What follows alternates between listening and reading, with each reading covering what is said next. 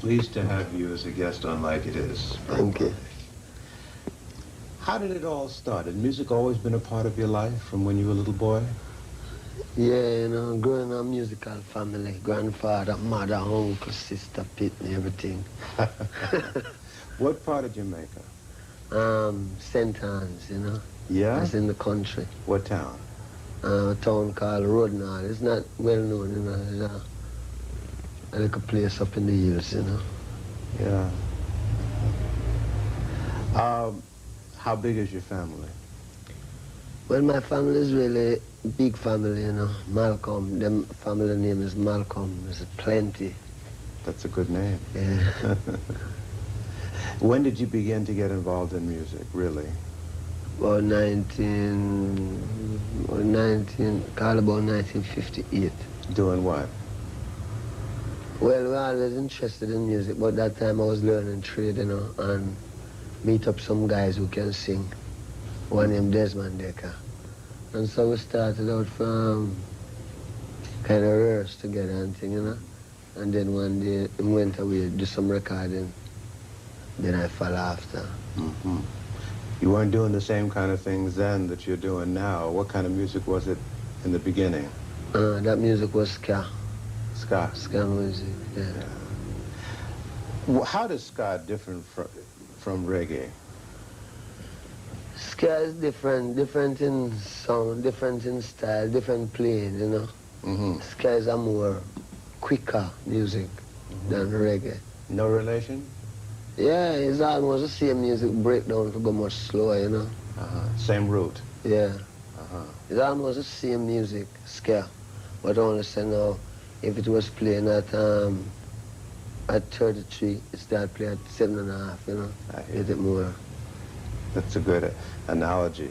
How does reggae and ska come out of calypso?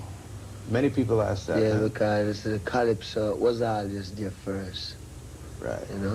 And then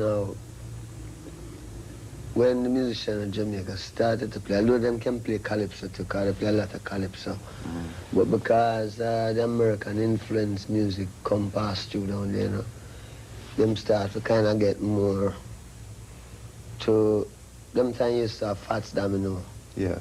and plenty of them type of people. So after a while now, the music start drift from the reggae. So it used to be a music almost like a half blues. And used to play before the ska start, Even people like Joe Hicks, cha-na-na, cha-na-na-na-na, cha-na-na, cha-na-na-na, that music. Right. Used to play that plenty.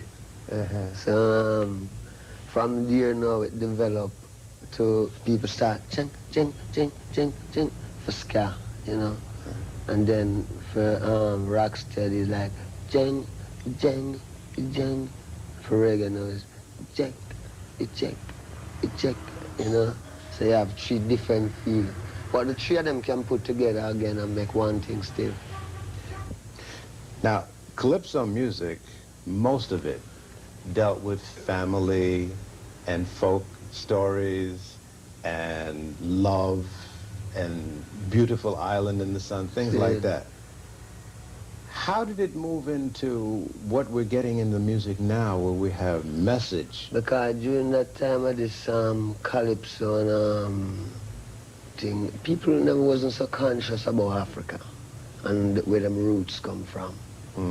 Since the reggae come now, people get, not from a point of music, because music is always conscious. But since the reggae come now, the reggae start talk about Africa, blackness, in a militant way. So that is how that is how the lyrics differ from the "Oh Island in the Sun." Well, who are some of your influences? Well, I think my biggest influence is Marcus Garvey, Haile Selassie. Sure. From what you heard coming up as a boy about Garvey, or what you've learned now that you're grown, or what? What we hear, what we read, and what we know now about him. Did you learn much about Garvey in school in Jamaica? No. Yes, them don't teach. It's the education that we don't get in school, you know. We don't get that type of education that when we grow up we can know who we is. We get a more education that we might know who Christopher Columbus is, or who Marco Polo is, you know.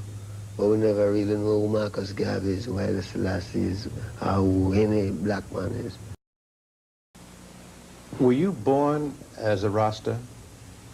Or how did that evolve? Well, where I figure now I was born, you know, and when born and growing, there was a certain amount of consciousness in myself that, you know, it was always a lonely world, not finding people who might think like me, you know. Yeah. Not to say that I think so different, but because this consciousness about God and the people who come from is more Christian, you know. We always try to do, like, try to stand up not right. But we used to find out now that one church quarreling against the next church, and I figure I never want any of that, you know. I never want really enter into the thing where this one I fight against that one and everybody talking about God still. So after going on and coming up, you know, the thing that was there get more stronger, come to Kingston, meet some more people. Them people is Rasta. You talk to them and find out it's the same thing we have inside. It's the same thing. How old were you when this started to happen? This is about 17, 18, you know. I find out that the same thing where I deal with is the same thing where the Rasta man talk about. So that is how I could identify myself as a Rasta. By not changing, you know. Now, what happened when you went back home and told your family what you had found? Oh, I never have a home to go back to. No? No.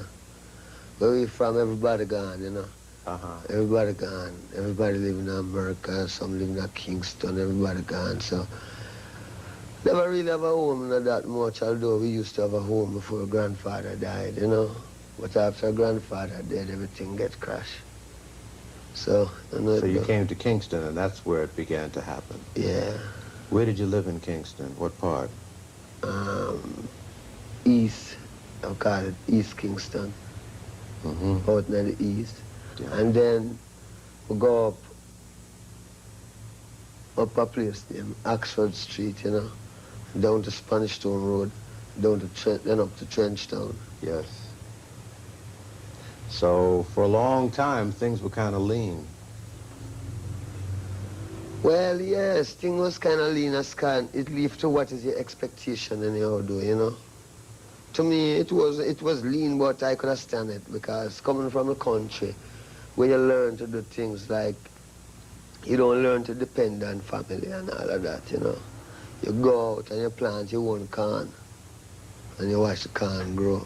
When corn grow, you pick your own corn, you know what I mean? Yes. All of them fruits on them tree, you can get them, you know? So... It's a little different, though, in town. Yeah. You know, you got to do different things to eat, eh?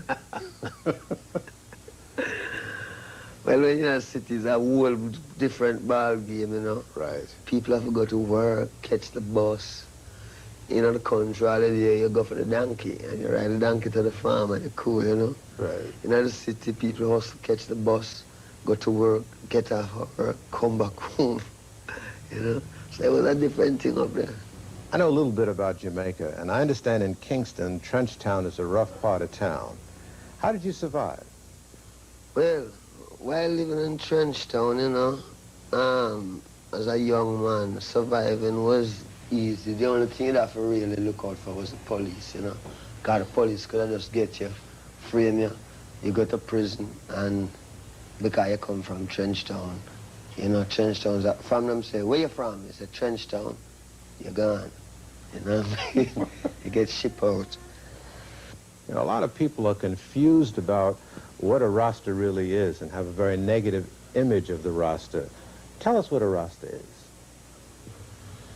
See, Christ promised that he will return within 2,000 years, you know, and him say, when him come, him will be the King of Kings, the Lord of Lords, the conquering Lion of Judah, through the lineage of King Solomon and King David. Now, my life have great meaning to me. So I really search to find out if God is here. When I search, I looking at Ethiopia. I look all about, looking at Germany, you know, because I'm not prejudiced. Me look for God. Me looking at Ethiopia, I say, one man stand up with these names. Emperor Haile Selassie, name King of Kings, Lord of Lords, conquering Lion of Judah, through the lineage of King Solomon and King David, written in the Bible. One of my things is that the Bible, them say that King James edit the Bible. Now, my understanding is that King James edit the Bible, I don't think he would edit it for the benefit of black people. So when the revelation turned out that Haile Selassie is the King of Kings and the Lord of Lords, coming straight through the lineage of King Solomon and King David, then, you know, we really know that this is the Christ return. Because we know in this world, yeah, when the white man edit it, he wouldn't edit it in our behalf. You know, he would have more edit it to make it look like England going to be the big thing. But in the last days, they'll prove out that is Ethiopia, Haile Selassie, you know, and Haile Selassie's name is Rasta. So we are called Rastas, you know, called by his name. And then it's a lot of things. We go as far as saying, him say when him return and you call upon him, now this is God, him say when him return and you call upon him, your mother and your father will forsake you.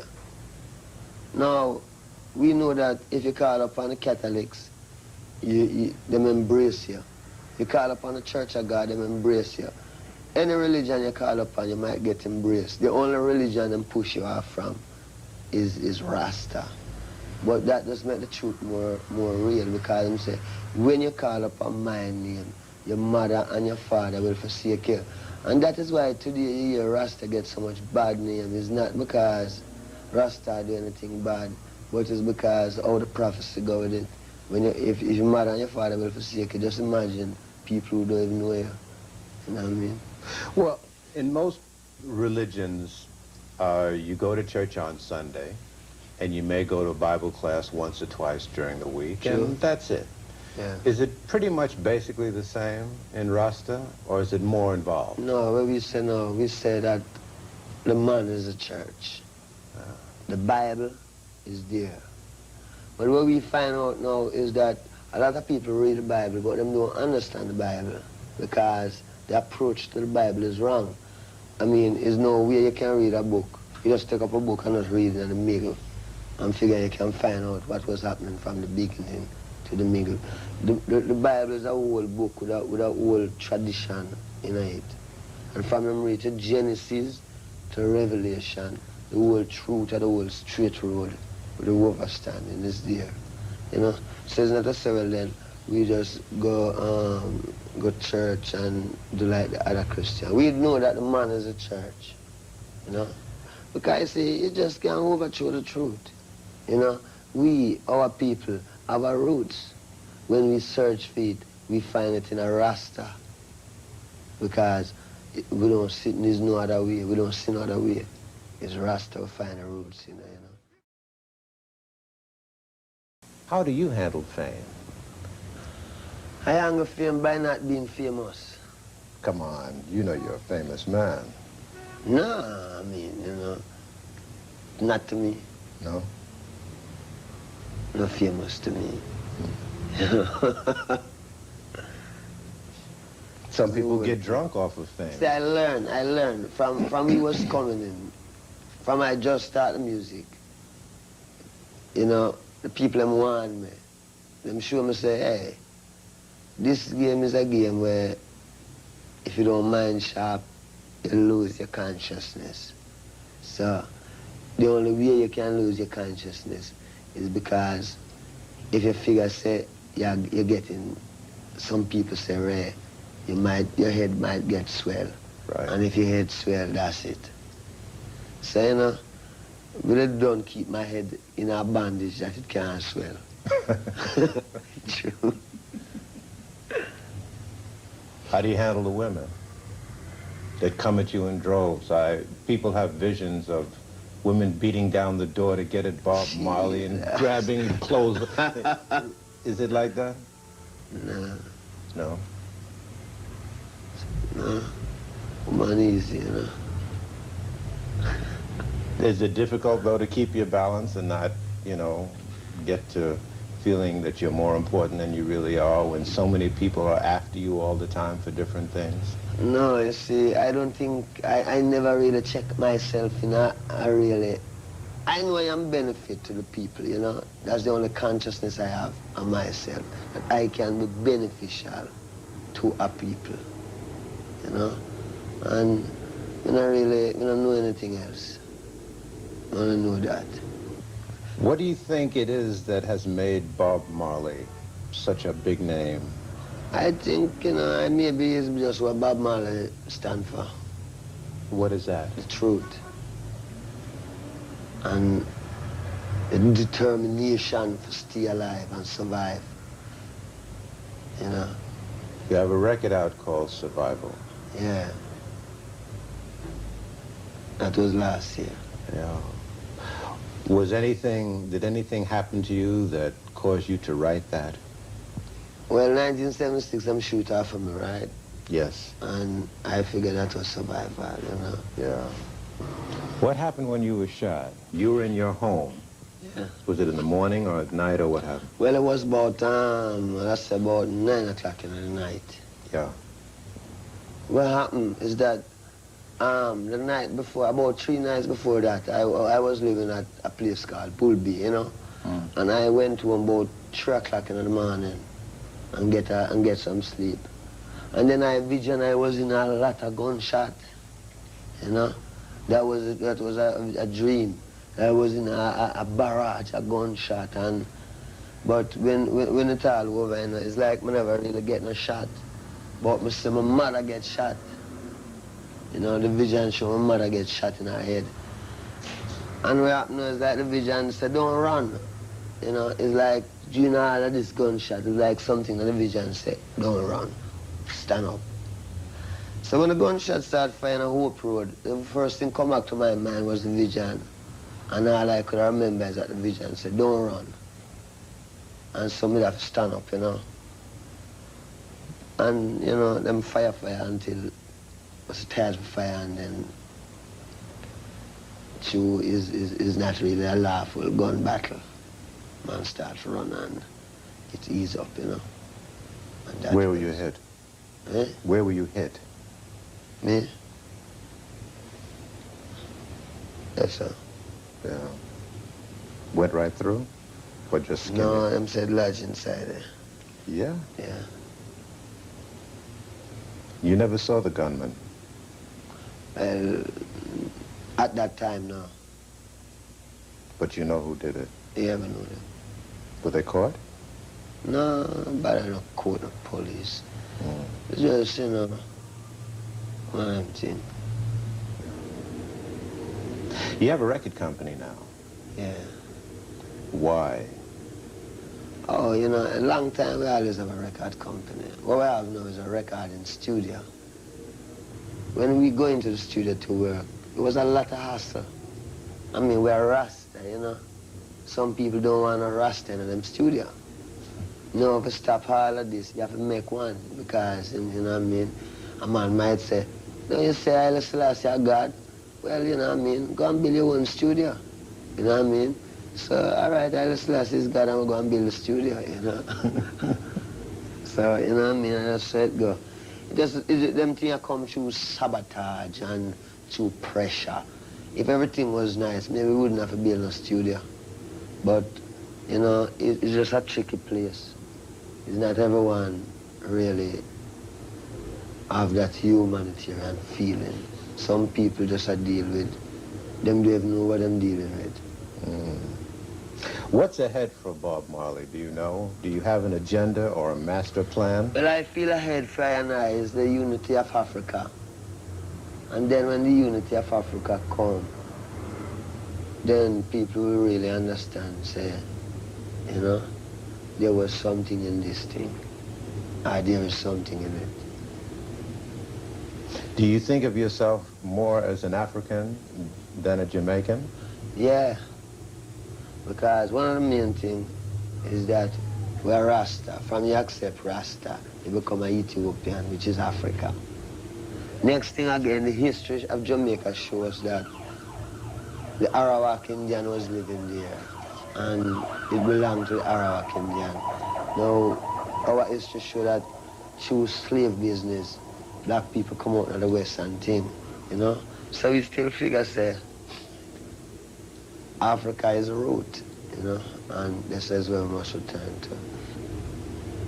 What do you see as most of Africa's problems as far as uniting? I mean, I see Africa's problem is that outside people keep on fatiguing the people, you know, and make them can't really get them things together, you know. If it's not this superpower, it's that superpower. But Africa is only a place which part of music exploit, you know. Nobody no really. Africa's so rich that it become a man just going to Africa, steal out what he want to steal and carry back in a film country. And Africa stay there like, you know, well, Africa ready. Garvey used to say Africa for the Africans. Is that how you feel? Yeah, Africa for Africans, a woman abroad, you know. True. Will your home base, though, always be Jamaica? Or someday would you like to live in Africa? No, someday it's going to be in Africa. Yeah.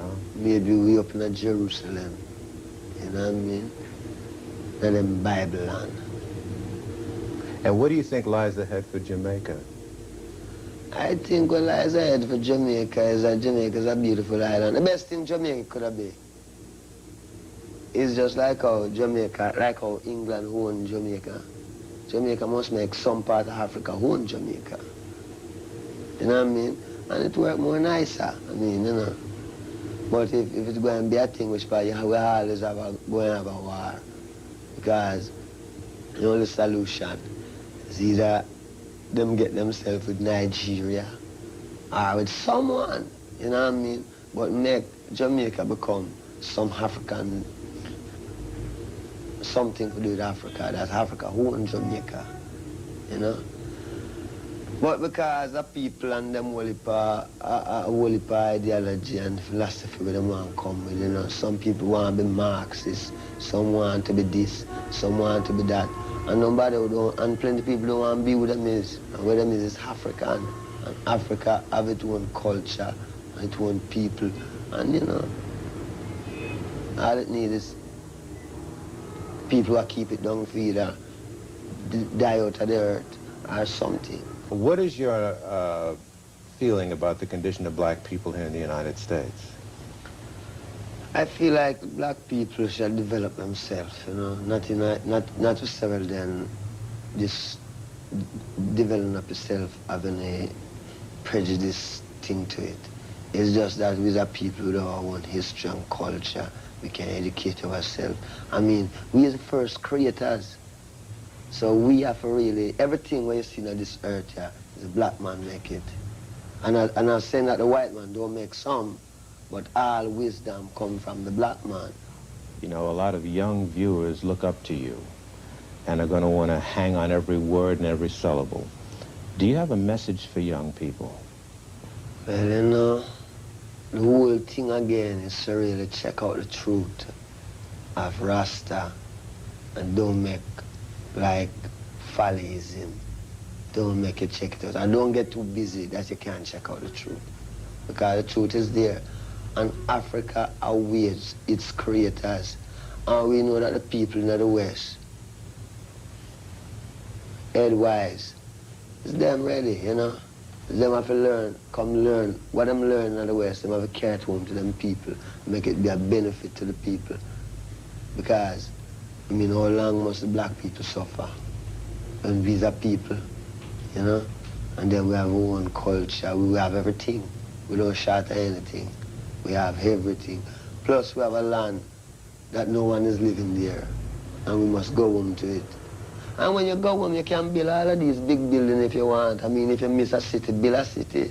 You know what I mean? If you want a car, you can get a car. I mean, I don't see the big thing. One time America was, you know what I mean, maybe used to have lots of all what I call it, all sort of thing I walk through. Africa is a peaceful place. Then we want to fool black people, but it's a jungle and blah, blah, boom, boom. Where have you been in Africa besides Ethiopia? Zimbabwe, Oh, yeah? yeah, Gabon. How did Zimbabwe strike you? Well, you know, Zimbabwe nice, man. Zimbabwe really nice. I mean, you know, it's like a paradise in a place.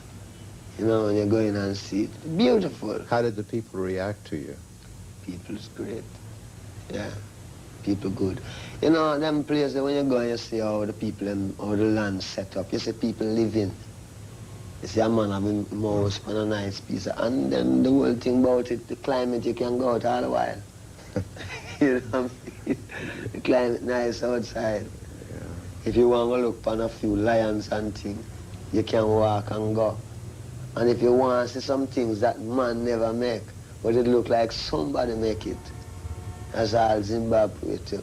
Because I go in a place and I see some stone farm, where I know it's not no man make it, but the weight farm, you know, is higher than something. It's really been a pleasant and informative experience talking to you, Brother Marley. Nice. I thank you for your time. I really Wish you well. last time.